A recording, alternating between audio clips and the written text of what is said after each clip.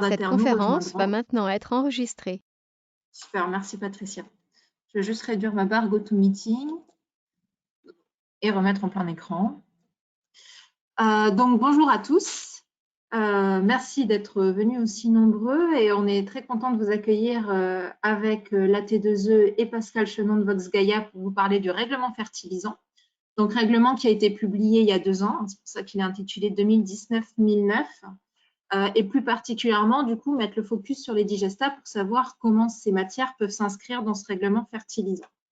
Donc moi, je vais vous faire la petite partie introductive au début sur le contexte du règlement et puis ensuite, Pascal rentrera un petit peu plus dans les détails. Elle intervient en tant qu'indépendante pour sa propre société Vox-Gaia, en tant qu'experte matières fertilisantes, des bioplastiques et de l'écotoxicité. Voilà, dans un premier temps, moi, je vais vous rappeler les principes du règlement et on verra ensuite quelles sont les perspectives pour les digestats et comment commercialiser un fertilisant européen à base de digestats.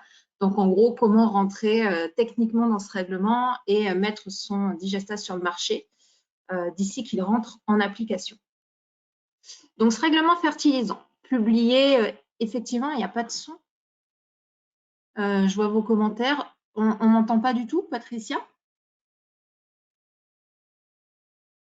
Si on vous entend. Ah d'accord, merci. Ok. Marie Chélin, du coup, désolée.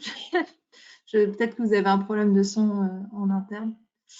Donc, ce règlement fertilisant sorti a été publié le 5 juin 2019, donc. Je remets en plein écran.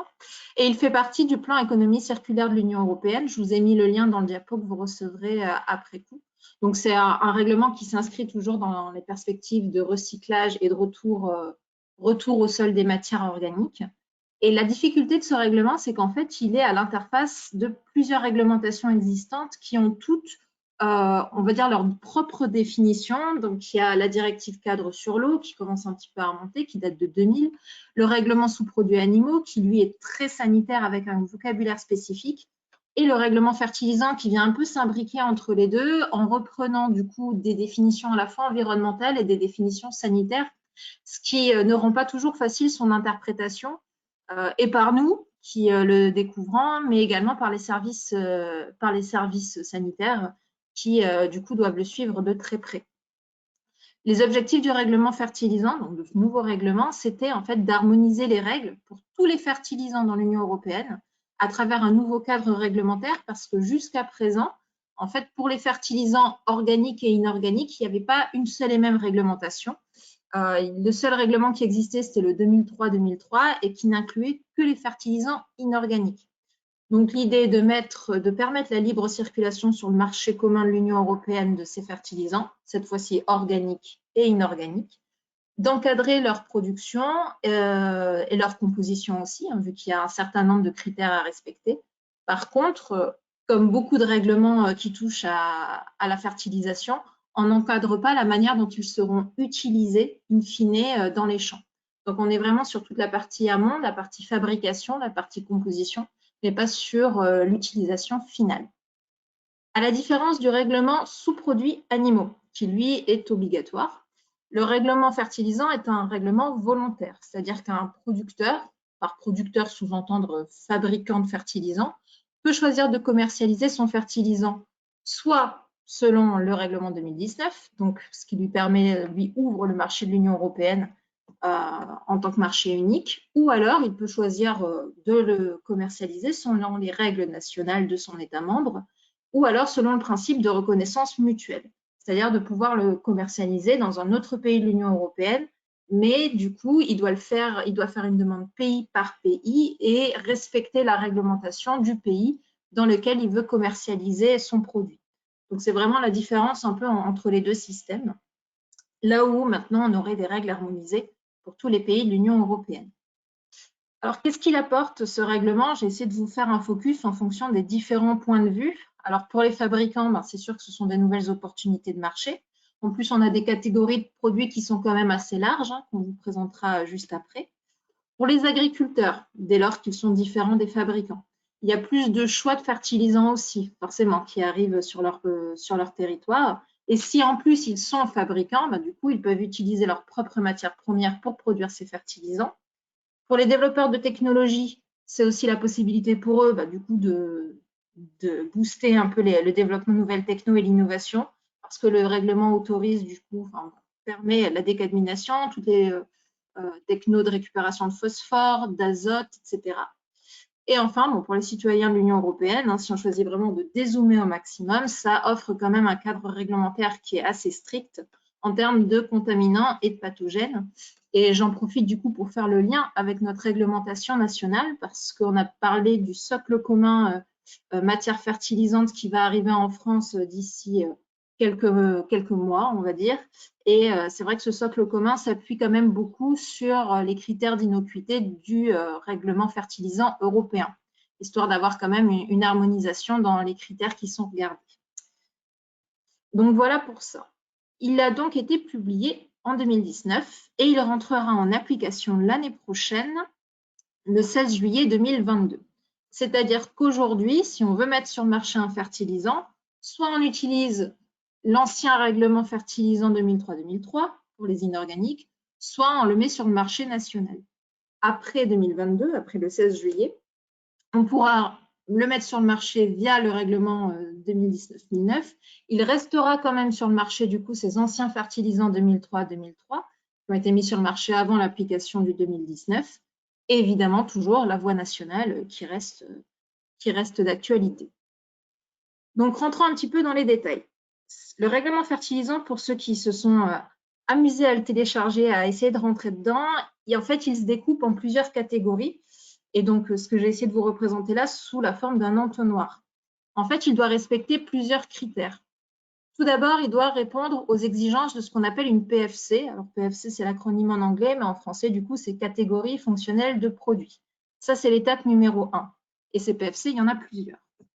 Ensuite, une fois qu'il rentre dans une PFC, il doit répondre aux exigences d'une ou de plusieurs catégories de matières constituantes, qui sont en fait ces matières premières, en quelque sorte. Deuxième étape. Une fois qu'il a passé la conformité PFC-CMC, il doit en plus, du coup, avoir un étiquetage propre, conformément aux exigences du règlement, pour avoir la fameuse étiquette CE. Et enfin, en sortie, il doit avoir une procédure d'évaluation de sa conformité que Pascal vous présentera tout à l'heure.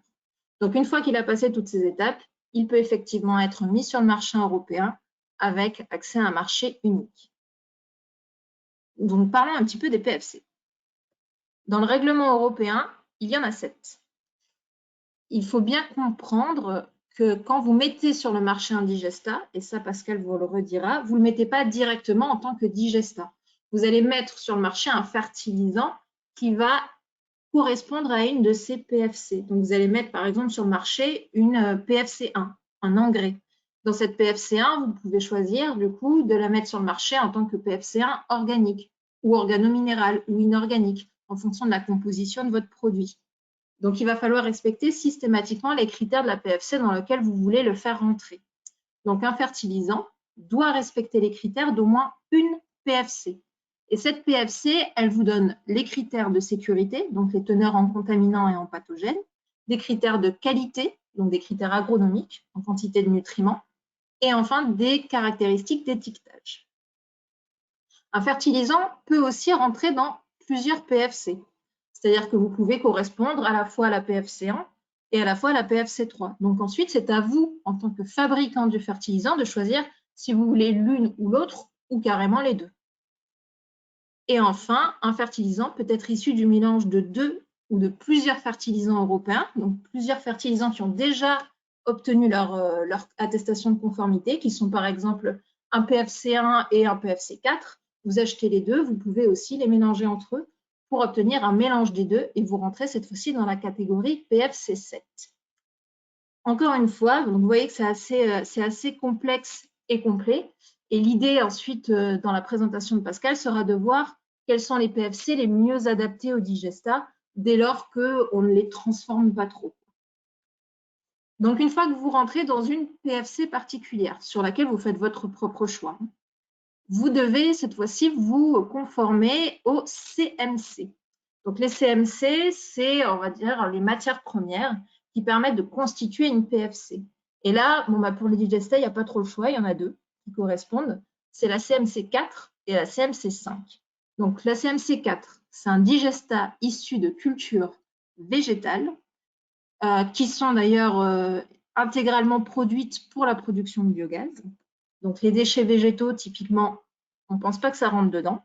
Et enfin, dans la CMC5, vous avez digestats autres qu'issus de cultures végétales qui ont vocation à produire du biogaz. Donc là-dedans, on mettrait les sous-produits animaux et aussi on mélange du coup toutes les matières végétales qui n'ont pas été expressément produites dans le but de produire du biogaz. C'est comme ça du moins qu'on l'interprète. Donc toutes les matières premières doivent être absolument listées dans une des CMC. Ou plusieurs CMC. Le produit est composé d'au moins une CMC et respecte les critères de cette catégorie de matières constituantes. Notamment, il doit être enregistré dans REACH et respecter aussi la réglementation sous produits animaux. Et c'est là qu'on fait le lien du coup avec la réglementation sanitaire dont je vous parlais tout à l'heure en introduction. Et enfin, la dernière règle, c'est qu'une PFC, donc l'étape juste au-dessus, peut contenir plusieurs catégories de matières constituantes. Donc certaines CMC, d'ailleurs, vont elles-mêmes inclure de nouveaux critères d'innocuité et de stabilité qu'on ne retrouve pas dans les critères de la PFC. Donc vous voyez qu'en fait, globalement, on a quand même plusieurs possibilités pour nos produits. Les PFC sont assez larges. On peut faire des mélanges de PFC. On peut aussi, une PFC peut contenir plusieurs CMC. Par contre, il faut que tout ça soit listé dans le règlement. C'est un peu la difficulté. Donc ça, c'était pour les bases très générales sur ce règlement fertilisant et comment le comprendre. Et maintenant, du coup, je vais donner la main à Pascal qui va rentrer dans le détail pour les digestats et expliciter un peu où est-ce qu'ils se trouvent et quels sont les PFC les plus adaptés pour eux. J'arrête mon partage du coup.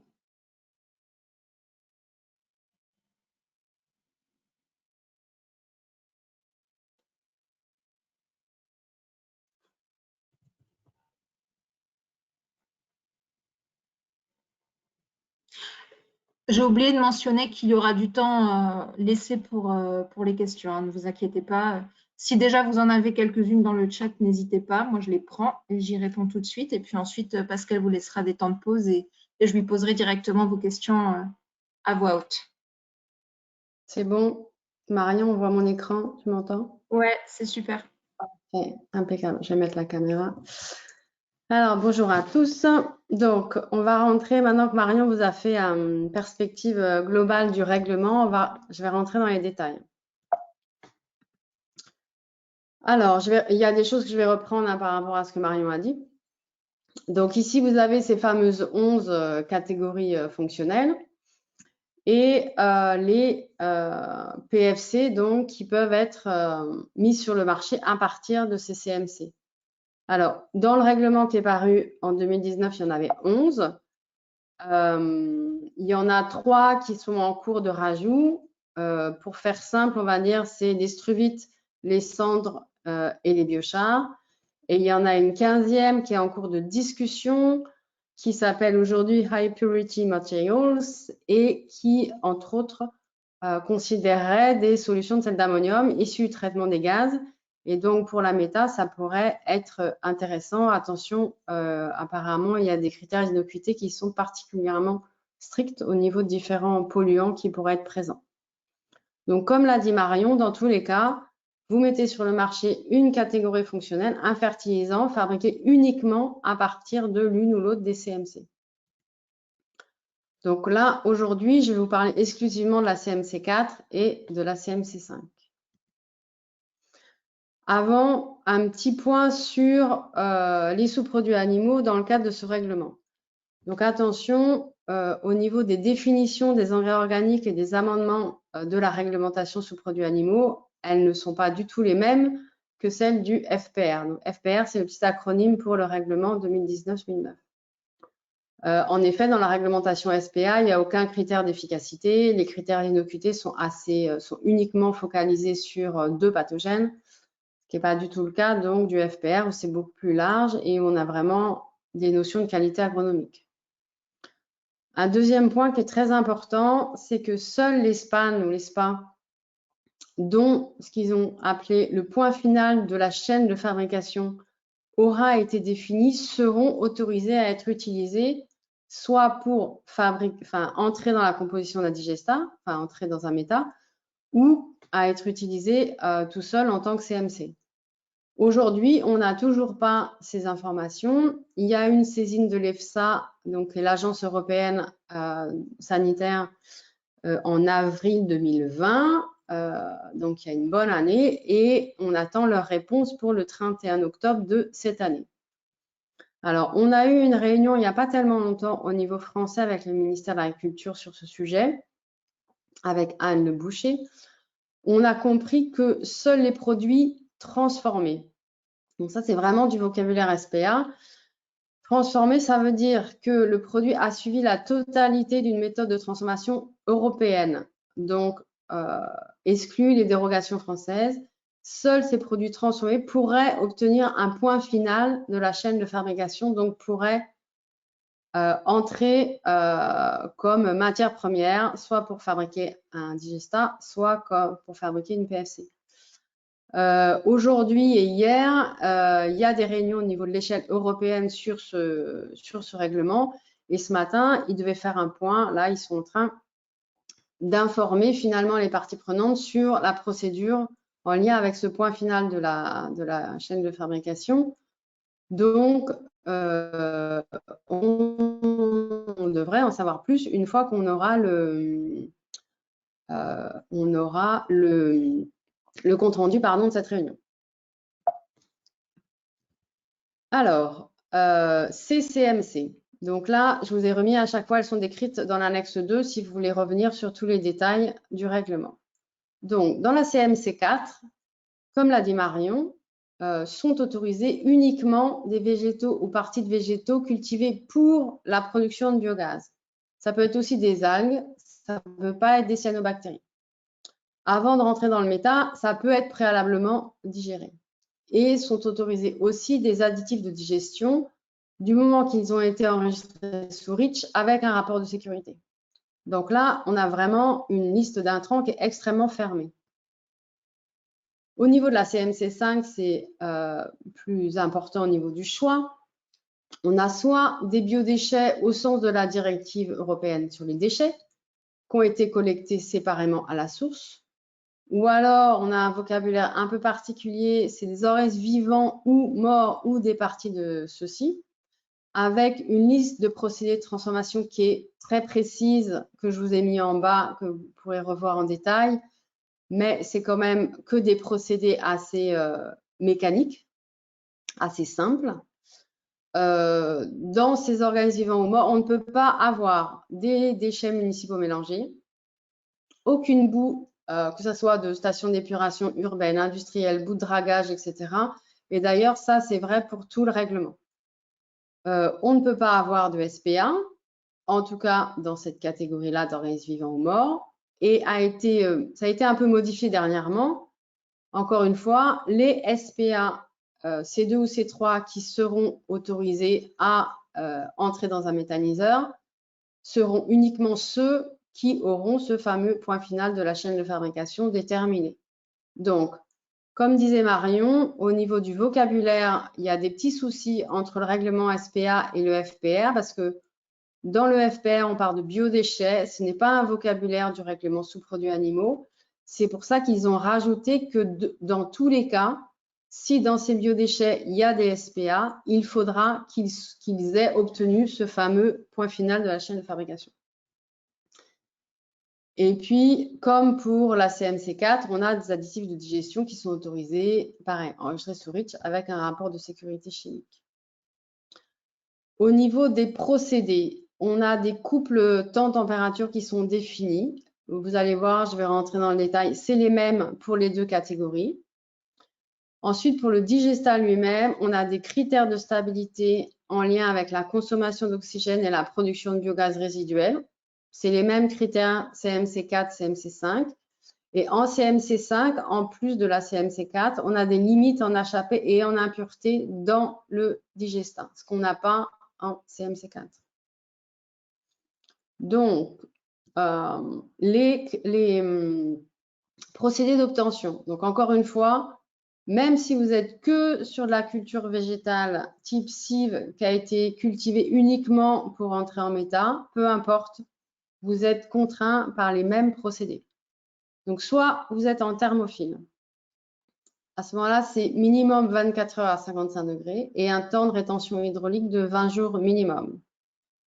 Vous pouvez aussi avoir une étape de pasteurisation et hygiénisation telle que décrite dans le 142-2011, donc 12 mm 70 degrés 1 heure. C'est marqué avec dans le règlement, il n'y a pas en amont, en aval, c'est pas précisé. Ou alors, vous pouvez être en thermophile suivi d'une étape de compostage avec différents coupes de temps-température. Si vous êtes en mésophile, vous avez forcément soit l'étape de pasteurisation, hygiénisation, soit la post-étape de compostage. Voilà, il n'y a pas de... Vous n'avez pas d'autres possibilités que ça. Et encore une fois, même si vous n'avez que du végétal dedans.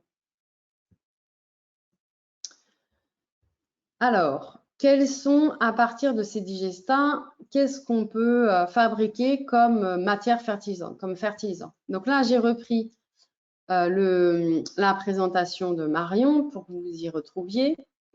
Alors, intuitivement, au niveau des digestats, on pourrait envisager des engrais organiques, des engrais organominéraux.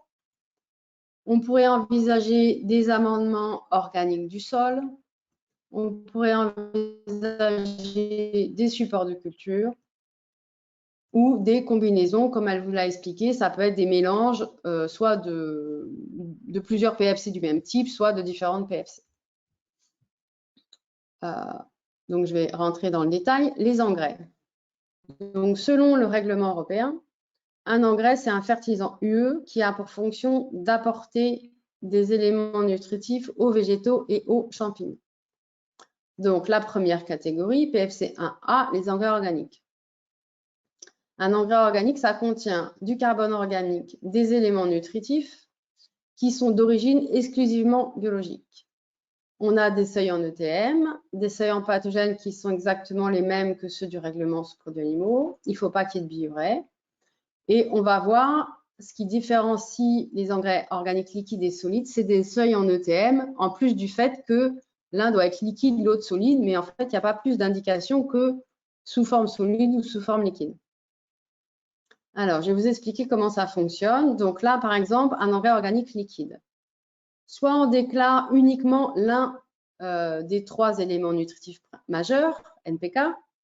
Par exemple, si on veut déclarer uniquement de l'azote, il faut qu'il y ait au moins 2,5% d'azote dans cet engrais organique.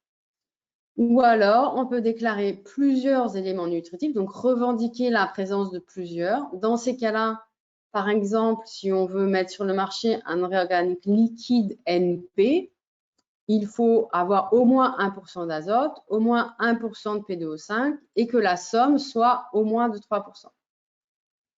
Et critère valable qu'on soit sur une déclaration d'un élément nutritif ou de plusieurs, au moins 5% de carbone organique.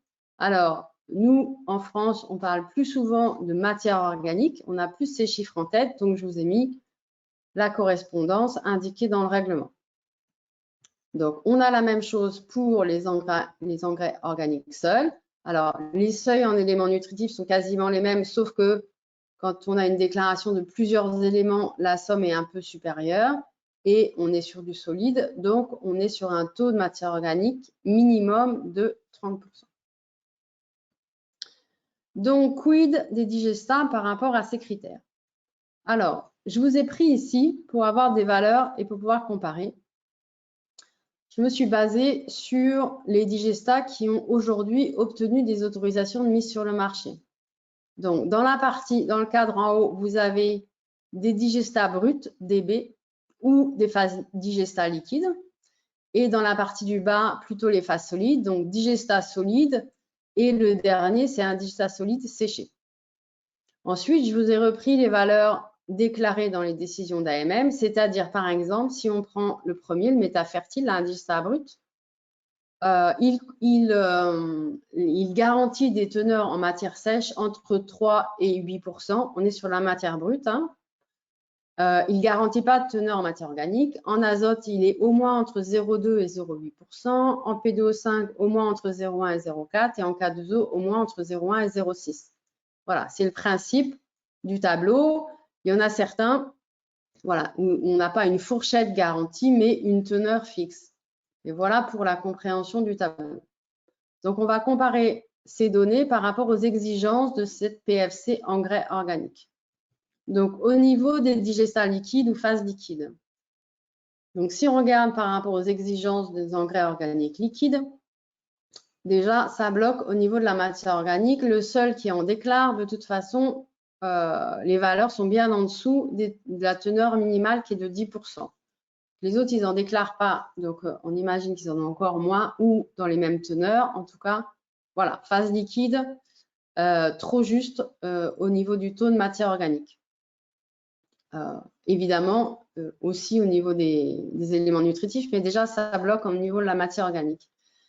Les digestats solides, donc, on voit qu'il y en a un, en tout cas, dans ce qui est aujourd'hui homologué, qui satisfait les critères de au moins 30% de matière organique. C'est un digestat qui est solide, mais qui est séché.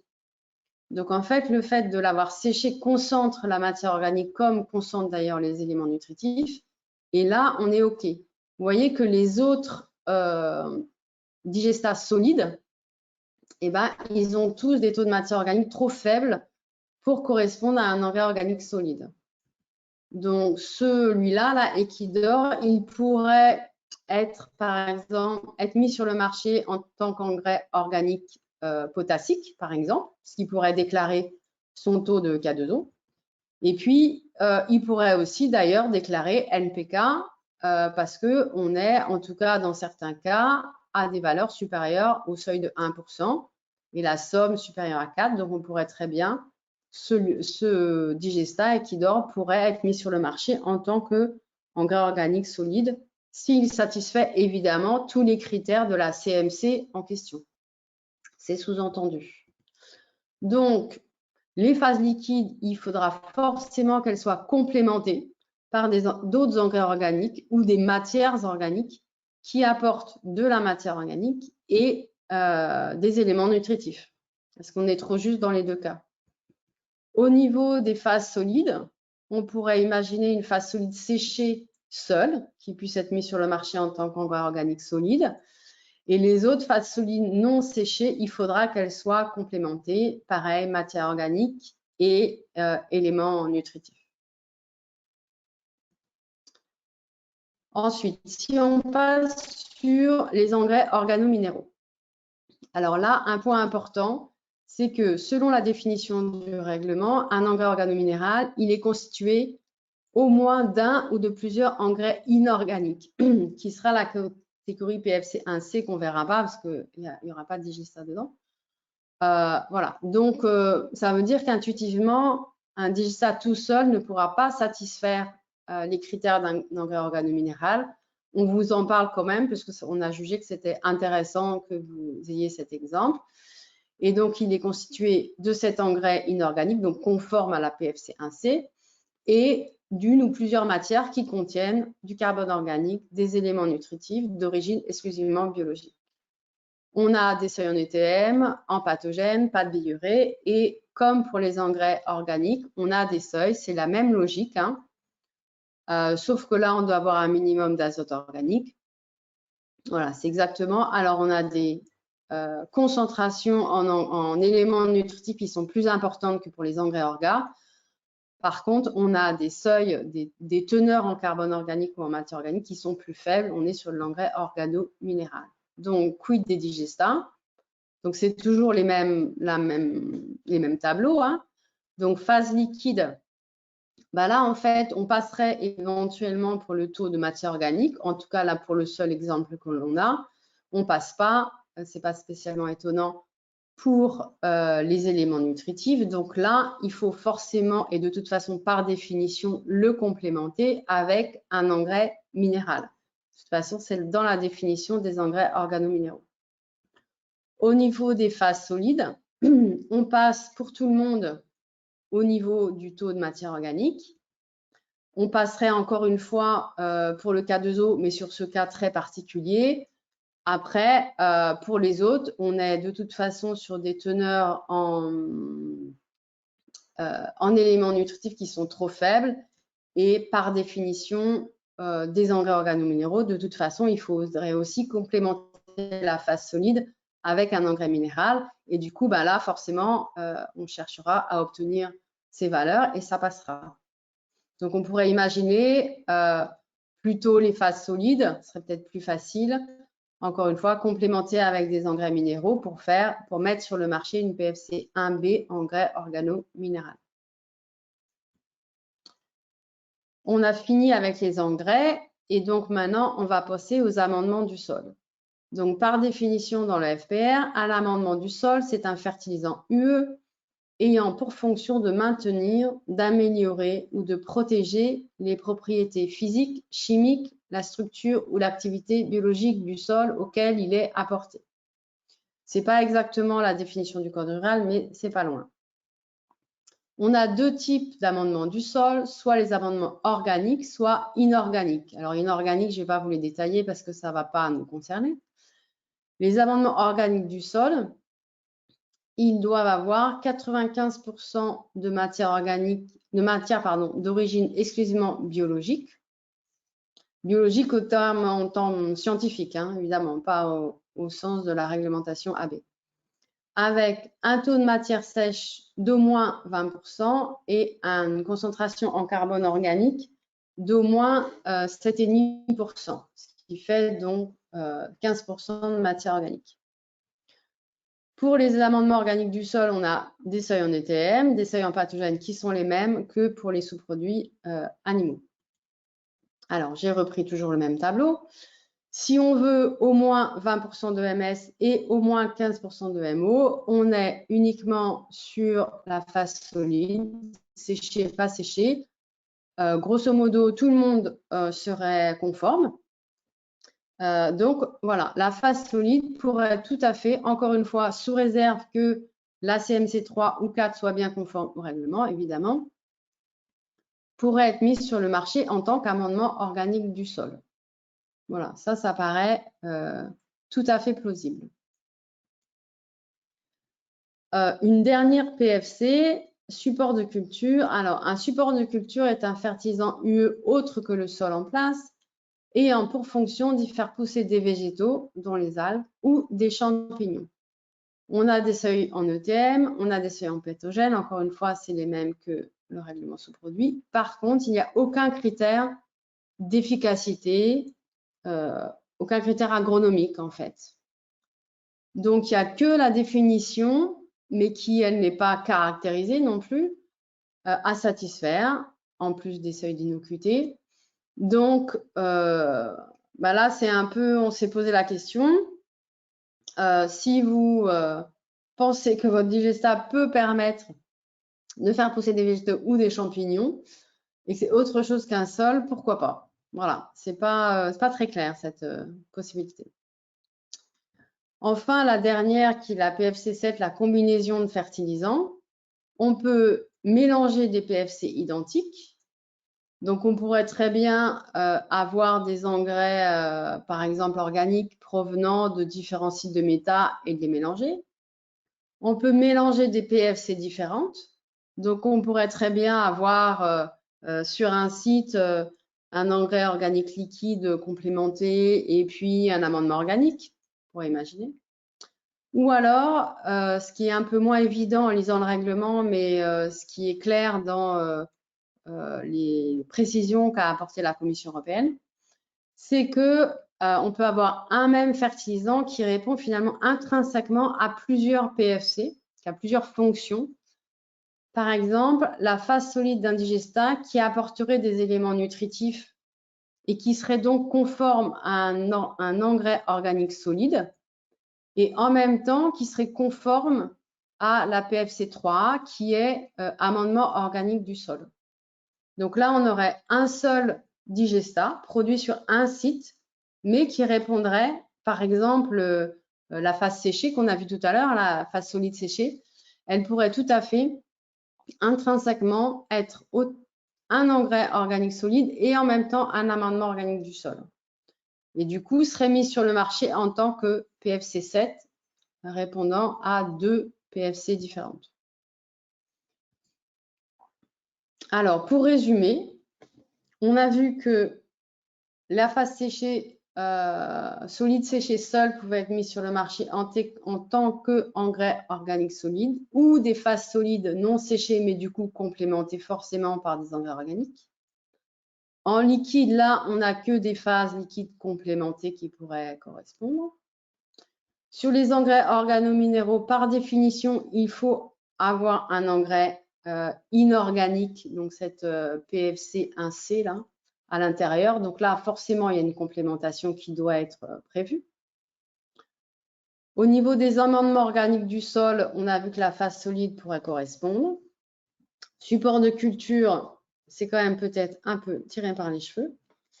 Et au niveau d'une combinaison de fertilisants, éventuellement phase solide toute seule, ou alors il y a plein de possibilités si on fait des complémentations. Si on veut se poser la question, est-ce que mon digesta seul, sans complémentation, pourrait répondre à une PFC? On aurait uniquement phase solide séchée en tant qu'engrais organique solide ou phase solide tout court, pas forcément séché, en tant qu'amendement organique du sol. Cela, il pourrait, à vérifier encore une fois avec les chiffres et les intrants, le procédé, mais voilà, ces types de digesta pourraient être mis sur le marché directement.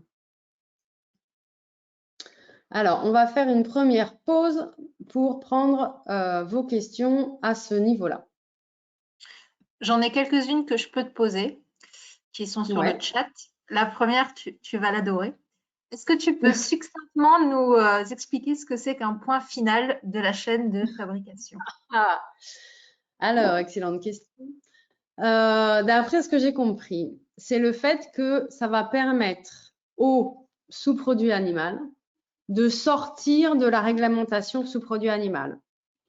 Donc, ça veut dire qu'on considérera que cette matière ne pose où il n'y a plus aucun danger ou risque en lien avec l'utilisation de cette matière. Par exemple, dans le règlement européen, on a un article là, sur ces points finaux de chaîne de fabrication pour des sous-produits animaux qui seraient utilisés comme dans la filière cosmétique. Je crois qu'il y a aussi l'alimentation, non, je ne sais plus, en médicaments vétérinaires, etc. Et donc, en fait, ils satisfont une autre réglementation et donc, en satisfaisant les critères de cette autre réglementation, ils sont considérés comme safe, comme sûrs, et ils sortent du règlement européen, du règlement européen sur les sous-produits animaux. Donc, théoriquement, ils ne posent plus aucun souci. Il n'y a plus cette notion de traçabilité qu'il doit y avoir sur les SPA, etc. Mais à vrai dire, on attend quand même beaucoup de la saisine de l'AFSA pour savoir exactement quels seront ces procédés, quel est le cadre, etc. Voilà, j'espère que c'est pas simple. En fait, j'avais commencé à répondre sur le chat. La façon dont on nous l'avait expliqué lors de la réunion DGAL, c'est qu'en gros, ça ne peut pas être un produit qui est cru. Donc, typiquement, un sous-produit animal, à la base, c'est une matière crue. Et donc, quand il obtient son point final de la chaîne de fabrication, ça veut dire qu'il a été traité ou qu'il a subi un traitement ou une transformation, même en partie. Donc, par exemple, un digesta, du coup, serait un produit dérivé qui a subi un traitement ou transformation et pourrait obtenir un point final. C'est bien ça?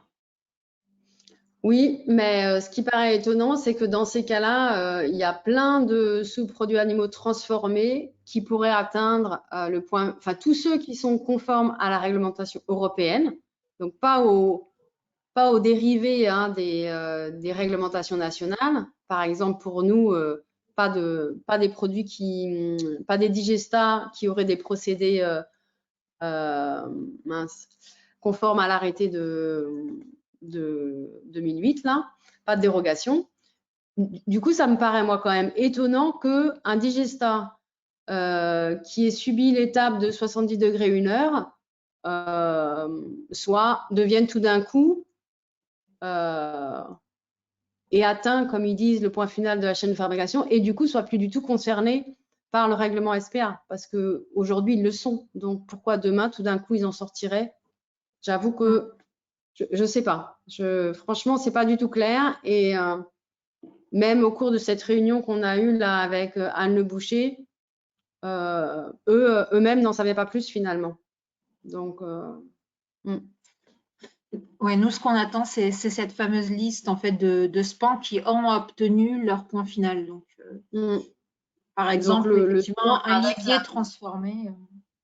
Avec la méthode, enfin voilà, on imagine qu'il y aura le type de SPAN en question et le procédé et peut-être encore, voilà, enfin, on attend ce type d'information. Ouais. Ensuite, quand tu parlais avec ton petit tableau des couples temps-température, tu disais avec pasteurisation / hygiénisation. Est-ce que cela correspond à pasteurisation et hygiénisation ou pasteurisation ou hygiénisation? J'avais commencé à faire une réponse, mais je ne l'ai pas envoyée du coup. Je te laisse. En fait, je sais plus quel est le numéro de la transformation là. Enfin, c'est selon le règlement 142/2011 où il me semble que c'est libellé comme ça, non, dans le 142/2011. Ou alors il y a peut-être juste pasteurisation, mais c'est le 12 mm, 70 degrés, 1 heure. Oui, en fait, de ce qu'on en avait compris, c'est que pasteurisation, c'est le terme, enfin pasteurisation, hygiénisation, c'est le terme sanitaire, là où hygiénisation seule, c'est un terme environnemental qui s'applique à la réglementation sur les boues, c'est bien ça. Et du coup, quand on parle de pasteurisation et hygiénisation, c'est effectivement le 70 degrés, 1 heure, 12 mm. Là où hygiénisation, ça pourrait être, par exemple, je ne sais pas, pour les boues, il les chaule pour les hygiéniser, mais ça n'a pas trop de sens d'un point de vue sanitaire.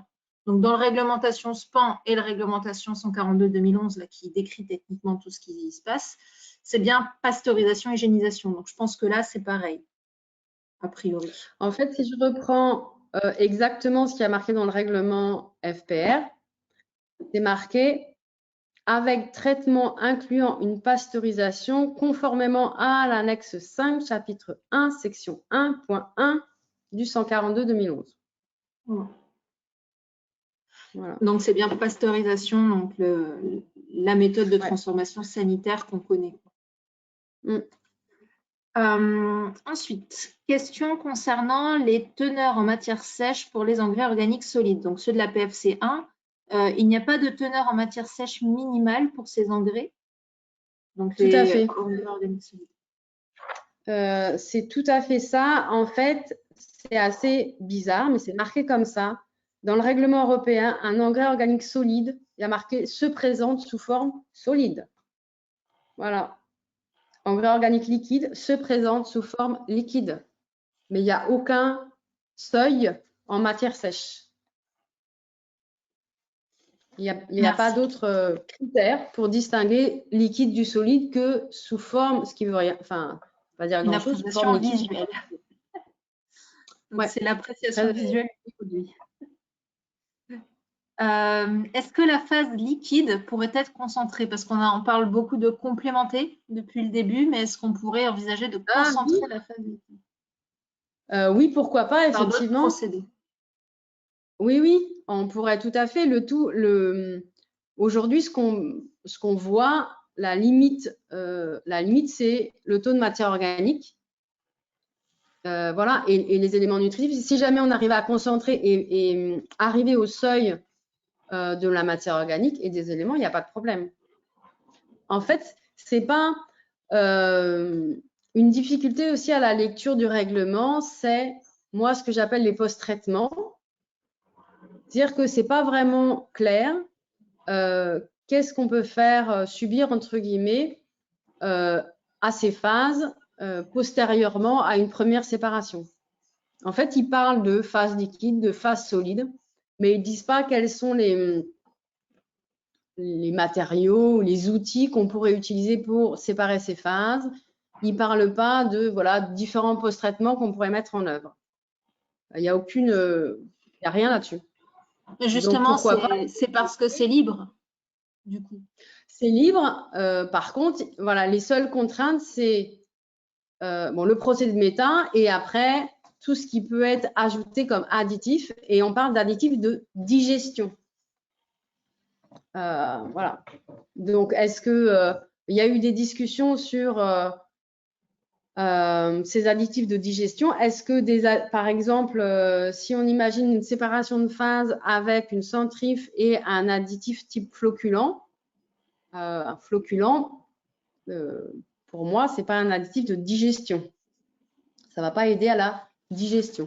Donc, voilà, c'est encore des questions à creuser. Il y a régulièrement ce qu'on appelle un FAQ qui est publié par la commission.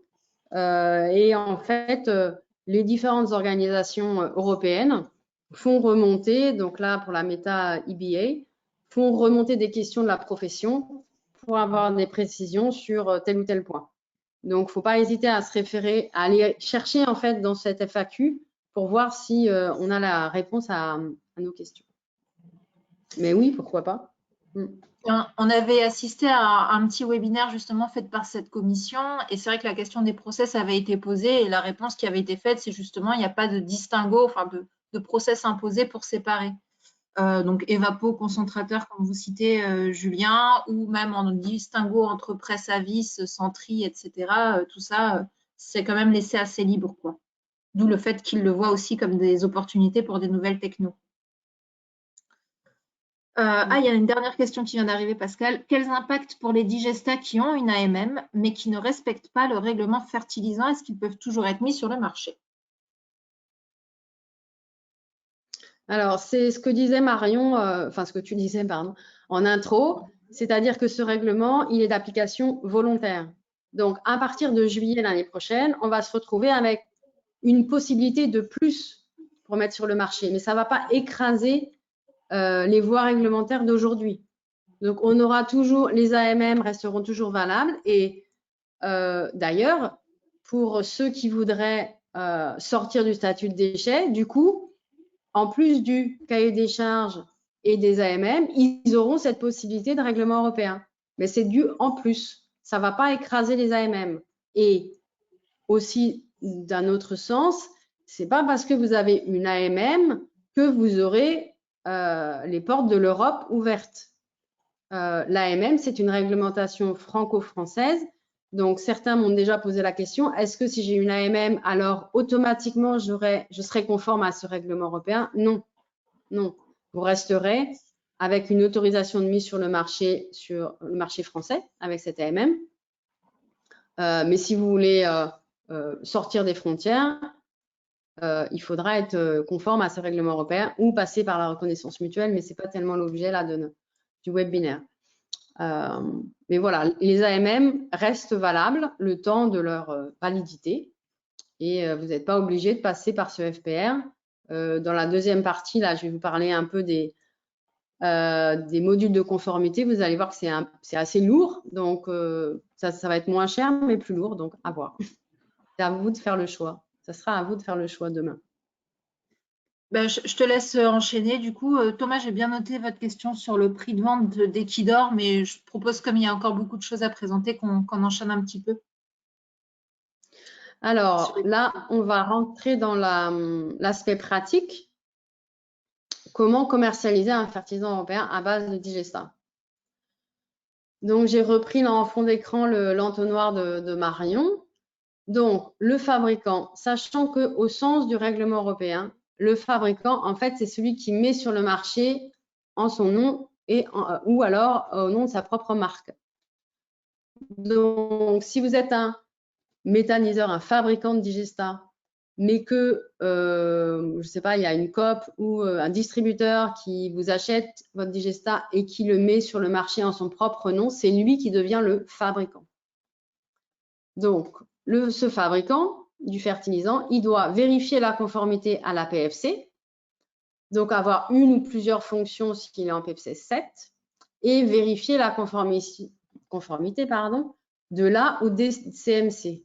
Donc, il va aller vérifier au niveau des définitions, des caractéristiques agronomiques, donc l'aspect plutôt efficacité, et les critères d'innocuité. faire des analyses.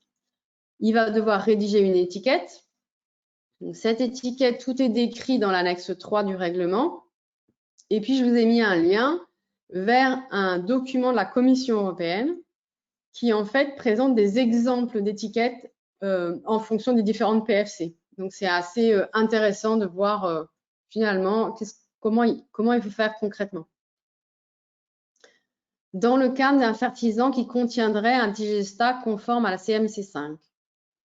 Donc là, ça s'alourdit un peu parce qu'il va y avoir une vérification de la conformité du procédé de fabrication du fertilisant. Donc le fertilisant, c'est la PFC, mais donc dedans, il y a des exigences sur la fabrication du digestat lui-même. Et cette vérification va être faite par un organisme externe certificateur.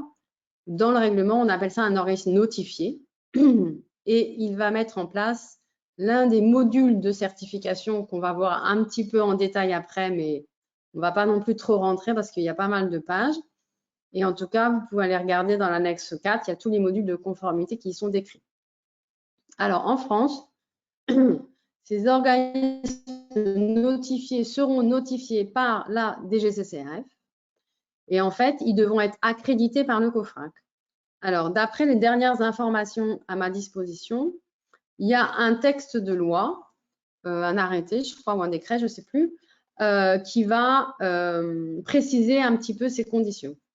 Donc, je sais qu'il y a différents organismes qui se sont déjà manifestés auprès de la DGCCRF, donc des organismes certificateurs dont on a l'habitude en France, hein, qui se sont déjà manifestés auprès de la DGCCRF, qui ont manifesté leur intérêt. Mais aujourd'hui, ils n'ont pas le mode d'emploi pour savoir comment être un organisme notifié, comment se faire accréditer, etc. Alors, c'est le cas en France, mais c'est le cas dans tous les pays d'Europe. Hein. Nous, déjà, on a ce qu'on appelle un organisme notifiant, ce qui n'est pas le cas de tous les pays. Et pour l'instant, aucun pays n'a d'organisme notifié, sachant que demain, vous pourriez très bien demander à un organisme notifié allemand, belge, italien, espagnol, peu importe, autrichien, de venir vérifier votre procédé de fabrication. Il n'y a pas de limite à ça.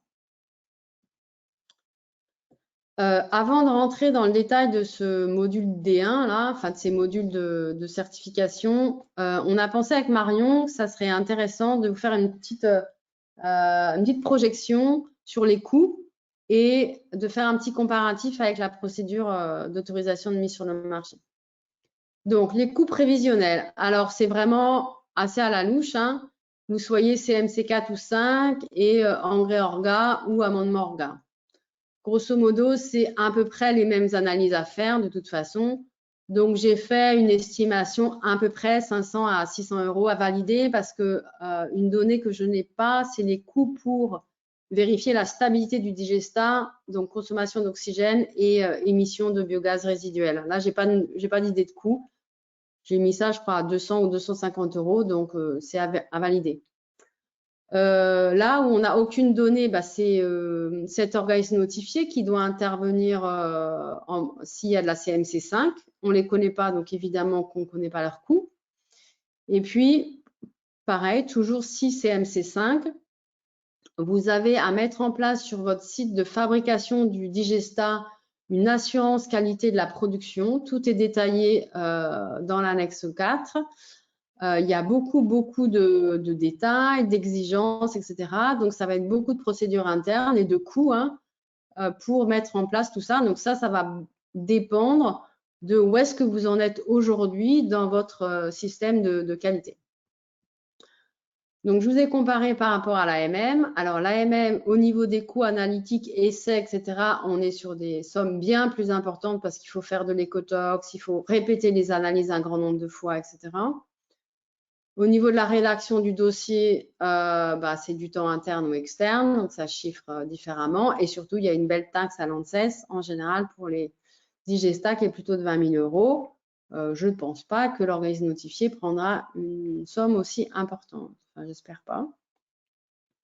Au niveau de la durée prévisionnelle, les analyses en général, on obtient les résultats après 1 mois. On n'a pas d'exigence hein, dans le FPR de répéter des analyses, d'en avoir un certain nombre, etc. La mise en place du système d'assurance qualité, la collecte de toutes les informations pour la documentation technique, ben pour l'instant, on ne sait pas trop combien ça va durer, combien de temps, pardon, ça peut durer. Encore une fois, ça dépend de là où vous en êtes sur votre site. Et combien de temps va prendre l'organisme notifié pour faire son travail, on ne sait pas non plus. En AMM, un montage de dossier, c'est en général entre 8 mois et 1 an. Et l'évaluation de l'ANSES, c'est facilement 1 an et demi. Donc, ça sera bien plus court avec le FPR. Ça, c'est sûr.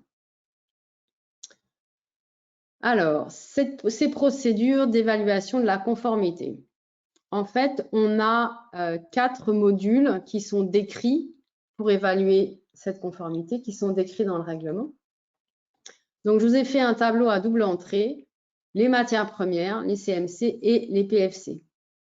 Donc, pour vous donner, alors nous, ce qui nous intéresse, c'est la CMC 4 et 5.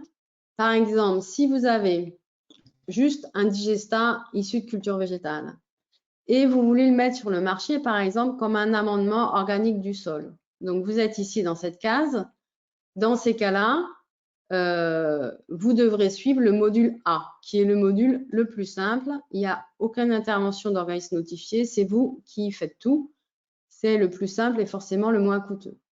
Si par contre, vous avez du CMC5, pareil, vous voulez mettre sur le marché, par exemple, la phase solide en tant qu'amendement organique du sol, là, vous êtes obligé d'appliquer le module D1.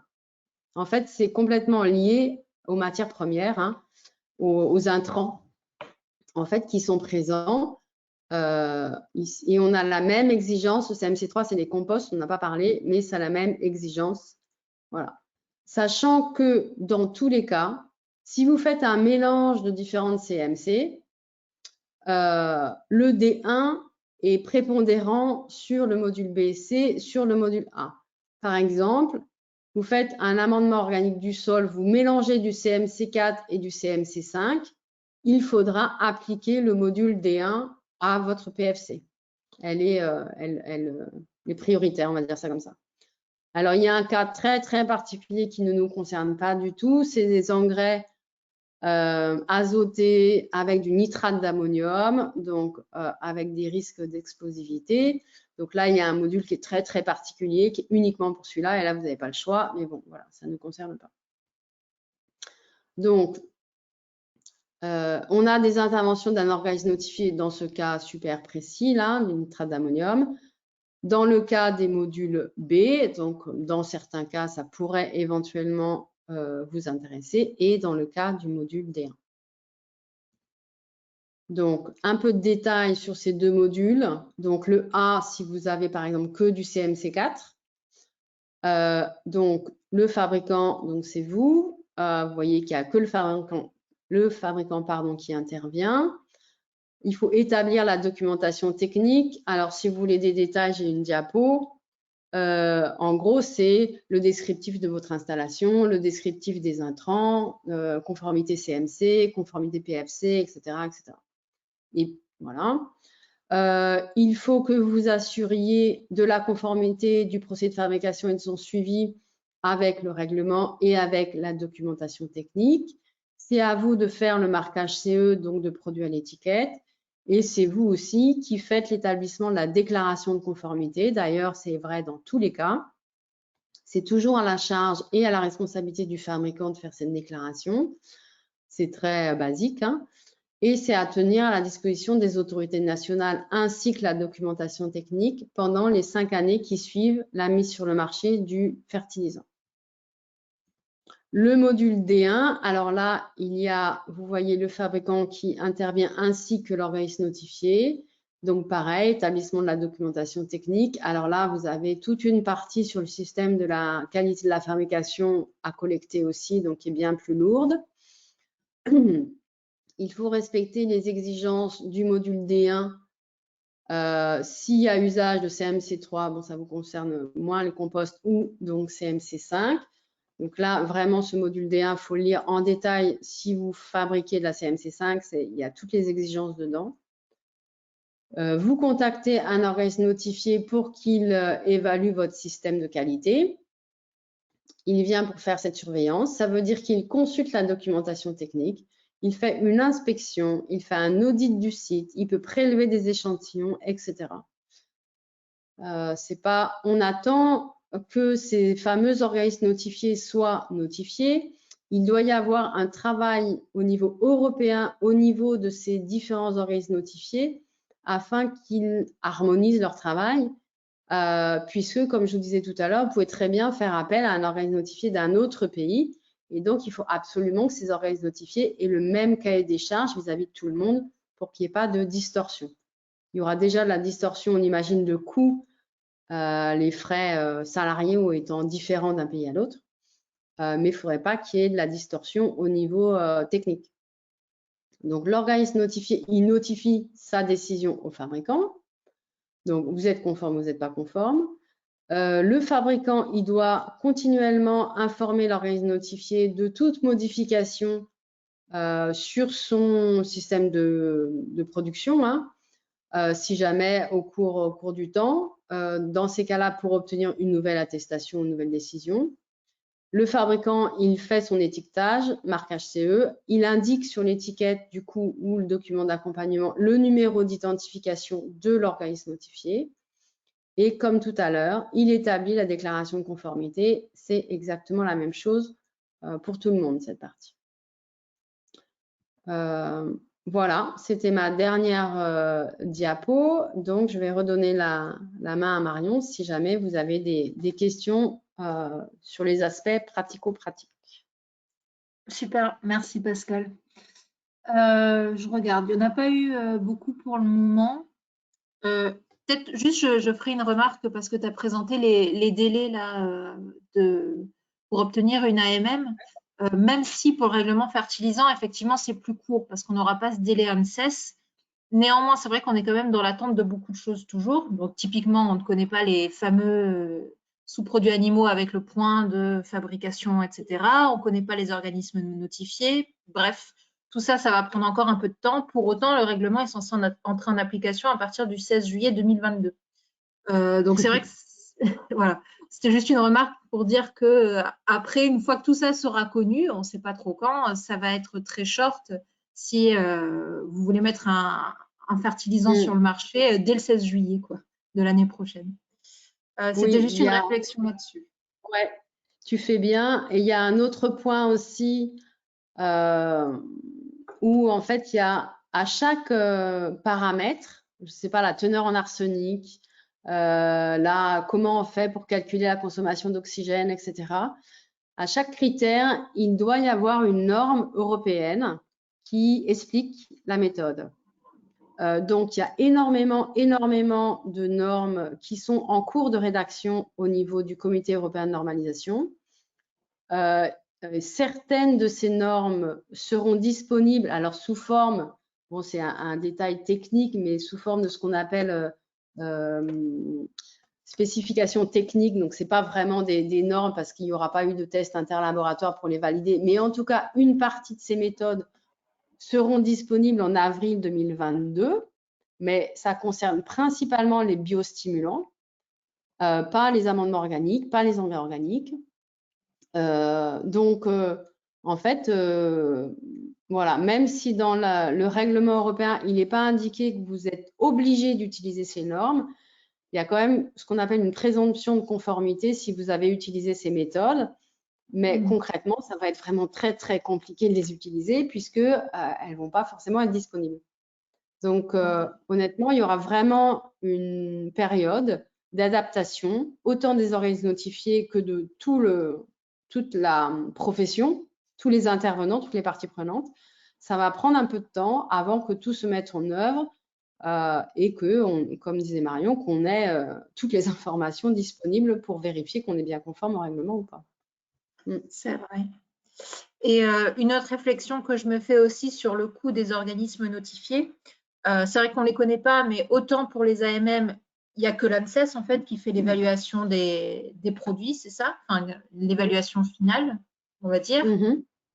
Alors que pour les organismes notifiés, il y en aura potentiellement plusieurs, donc ils n'ont pas trop intérêt non plus à faire monter leur coût de façon démesurée, quoi. Donc, mais bon, c'est Non, vrai qu'ensuite, peut-être qu'il y aura effectivement des accords entre guillemets entre les différents organismes notifiés français, mais on peut bien penser que un organisme notifié slovène ou roumain sera peut-être moins cher qu'un français. On peut quand même imaginer ce genre de choses. Juste en lien avec les coûts salariaux. Après, on verra, hein. Encore une fois, enfin, j'ai pas été vérifié ce matin, mais la semaine dernière, il n'y avait toujours aucun organisme notifié. Il y a 6 pays qui avaient publié leur processus de notification. Donc, au moins, des organismes qui seraient intéressants peuvent regarder les documents et contacter les autorités. Mais pour la France, c'était toujours pas le cas. Donc, on ne sait pas du tout en juillet 2022 où est-ce qu'on en sera par rapport à tout ça. et on est d'accord que donc c'est au fabricant de tout payer, de toute façon, hein, s'il veut mettre son produit sur le marché, les coûts des analyses, etc. Par contre, Oui. s'il y a des contrôles, toujours pareil, par exemple de la DGCCRF ou autre, pareil, ce sera à lui de payer ses analyses en plus. Oui, bien sûr. Oui. Toujours. C'est comme il y a quelque chose qui n'est pas très clair au niveau de l'organisme notifié. Je ne sais plus où est-ce que je l'ai mis. Oui, ici, c'est qu'il est question que l'organisme notifié puisse faire des prélèvements d'échantillons. Donc, c'est bien pour aller faire des analyses. Donc, ça, on ne sait pas trop comment ça va s'organiser. Non plus. Très bien. Alors, du coup, il y avait une question que j'avais laissée un peu de côté. Je ne sais pas si tu as la réponse. Vu que tu avais fait la demande d'AMM, c'est pour Equidor que tu nous as présenté tout à l'heure. Ah, Oui, alors, si tu as une idée des quantités qui ont été vendues, mais je. oui, bah, ça va être vite répondu. Equidor, c'est un dossier qui a été monté sur pilote pour plusieurs installations qui étaient prévues. Et à ma connaissance, aucune des installations n'a réellement été en fonctionnement à ce jour. Donc en fait, ce produit, il a une AMM, mais à ma connaissance, personne ne le fabrique. Voilà. Ok, Donc, merci. voilà. Et enfin, on a une question de Marc. Est-ce que le vrac est concerné? Est-ce que le fabricant pourra commercialiser auprès du public directement? Ah oui, Alors, oui, ça, tout à fait. C'est autant les marchés professionnels que le marché amateur, etc., qui sont visés. Il n'y a pas de distinguo par rapport à ça. Et vrac ou pas vrac, peu importe. Vous pouvez manufacturer quelque chose. Ça peut être dans des bidons, ça peut être du vrac. Tout est autorisé. Mm. voilà, c'est différent du cahier des charges agricole, enfin d'IGAGRI, Ah, qui complètement. effectivement, lui, impose le vrac. Oui, tout à fait. Et impose le vrac, mais surtout impose qu'il n'y a pas d'intermédiaire en fait entre le fabricant et l'utilisateur. Donc il ne peut pas y avoir une coop, il ne peut pas y avoir un distributeur avec le cahier des charges. Là, vous pouvez très bien vendre votre PFC ou votre CMC à quelqu'un qui refabrique, etc. Il n'y a pas de limite par rapport à ça. C'est vraiment des matières fertilisantes. On parle vraiment de produits. C'est comme pour les normes, hein, c'est un peu la même logique que nos normes françaises en fait. Tout à fait. Alors, on n'a pas eu d'autres questions. Du coup, on va pouvoir conclure, enfin clôturer le webinaire. Merci à tous de vous être connectés. Du coup, n'hésitez pas si vous avez d'autres questions qui vous viennent par la suite, on essaiera au mieux d'y répondre, que ce soit par mail ou autre. Et puis, on vous tiendra au courant par des petits flash infos si jamais il y a des nouveautés sur ce règlement. Voilà, le webinaire sera mis en ligne, je crois, sur la chaîne YouTube de la T2E, accessible donc aux adhérents, et le diapo sera diffusé aussi. Merci à tous et merci Pascal surtout. Et Merci à Patricia. toi. Ouais. Bonne Bonne journée. journée.